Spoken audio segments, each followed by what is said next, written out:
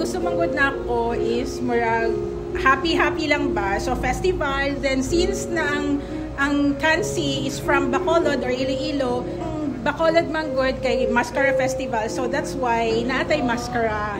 And then bahala na yung murag hina pa lang kay syempre bago pa lang ta, pero ang vibe sa ato ang restaurant is murag bibo ba.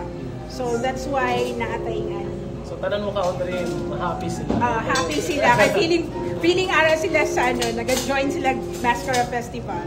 May adlaw sa inyo tanan no. Para na punta na discover na bagong kananan subong. Okay. Alapit lang ni siya sa may tapad lang siya sa MMC Hospital. Tistingan ta daw ilang pagkaon kay may nag-recommend sa akon nga nami gilaw tara. Nami kining Kansi nila bala. Tara. Okay guys. Nindot kayo concept, di ba? Murag na lang ka sa Barrio Fiesta, murag na ka sa Iloilo na style na mga kaunan, di ba? Nice. So bugnaw kayo kung gusto niyo dagang kayo sa ceiling fan. And of course, ang pagkaon dere is syempre ang ilang best sellers ang Kansi. So mainit, masarap na pagkain. Kailangan na to ingani nga environment. Kani siyang menu iyahani sa akong lolo. But since elementary pa ko ato, so murag hazy na kayo sa ako ang memory ba. Pero ako siyang giluto siguro mga college ko. Tapos katong na-try na sa akong mga families, akong friends, naganahan sila. And then Moni ang mga food na giserve nila sa Amwa. There is some Arsenio's Ilonggo Savory, the House of Kansi. Actually, ang ilang specialty is karing Kansi dyan. Moni siya. Muna yung ginatawag na bone marrow Kansi. So this is 250 pesos. Ang soup is refillable. Unlimited. Unlimited siya. And then, naa sila ay chicken adobo dere. Muna ang ilang chicken adobo na paa. So, ang ilang style sa adobo dere kay the sauce of the adobo is ihalo nila sa ilang rice. So, ang lasa sa adobo nga giluto, dapat silang rice. Tapos, muna ang ilang ox feet na adobo. Ang term nila dere sa ilang gina-serve ni ma'am na adobo is adobo pinamala. That's why it's a bit mala, pero ang lasa ani is na daw sa sunod. And then they have also una adobong tungod. Not common na makita ninyo, pero tungod nata diri sa General Santos City is nag-serve sila ng ingani para ma-highlight ang tuna capital of the Philippines. Ang Kansi guys na siya'y langka na sagol. Tapos na pa'y muna siya ang specialty sa mga Ilonggo o sa Bacolod na inspired by Lolo Arcel. So first, let's try the soup. Mauna siya ang balbakwa sa Bacolod pero sa tuwa sikat siya as balbakwa. But sa ilaha, it's Kansi. Kaya naa siya'y langka. Bismillah. Wow! Lami, Ingat nila yung lasa sa Kansi na original, Brad. Grabe. Pero mas lami na siya pag na-rice. Okay. Let's try it with rice. Kansi, best seller sila. Alam niya, lamit siya na rice. No comment sa rice. Lami bitaw. Wow. Basta ang lasa sa Kansi para sa imo. Wow, first time. First time na nakakaon Kansi? First time, grabe. Recommended kayo siya sa mga friends na ko. Try ninyo, di mo magmahay. Pinakong mga same ra diri sa mga iba ang Kansi, kaya ang Kansi is a bit sour. Mura siya sinigang pero mas lami isa sa sinigang. Grabe. Kay naghalo ang balbakwa o ang nila lasa sa tamtama kayo ang pagka asdom. The best kayo. So this time let's try the adobo. Sweet. Look at that adobo. Napaka-juicy. Bismillah.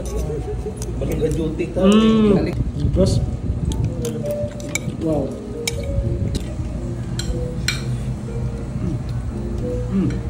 Bago adobo. Mga amigo na ko, try ninyo ilang adobo na ox feet. Wow, try ninyo, lami kayo. Ox feet ba? Yes, grabe. Bukog na lang bilin ha. Isimot na ko ang unod.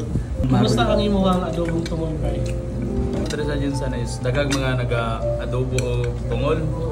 Pero dahil po natilawan nga wala po ko nag-utro kay ning nailangsa ba actually ning adobo tungol man gud kung di mo siya libyan o mayo is langsa siya kung lutoon. Pero kaning ilang tungol diri adobo is good siya. Wala langsa tapos at the same time yung lasa is good yun.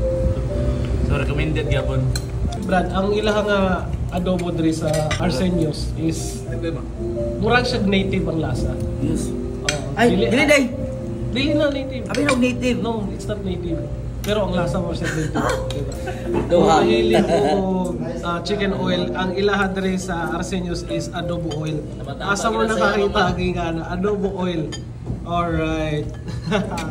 So lay ang ilaha adobo. Adobo nga pinamala.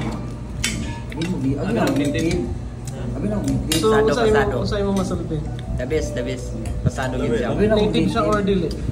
Apel na ko sa iyang lasa. Native siya. Mura sa native pero dili siya native. Pero dili siya. Oh, di ba?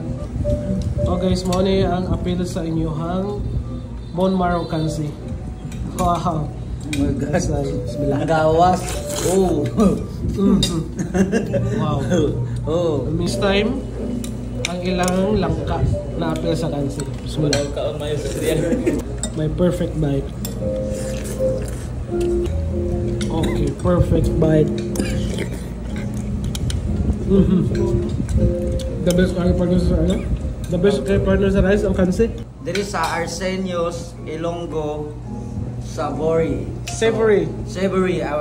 The House of Cancy. The House of Cancy. So, try ninyo adobo diri. Papitla-pitla na sa Tanan kanami. nila pagkaon.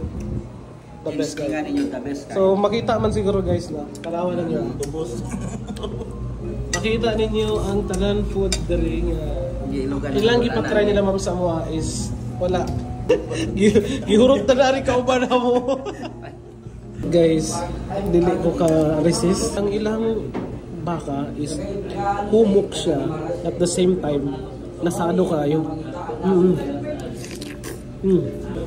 Comfort food, the best. Kay abalo mo ang lasa sa cancy is medyo sour siya kay mauna ang signature sa cancy.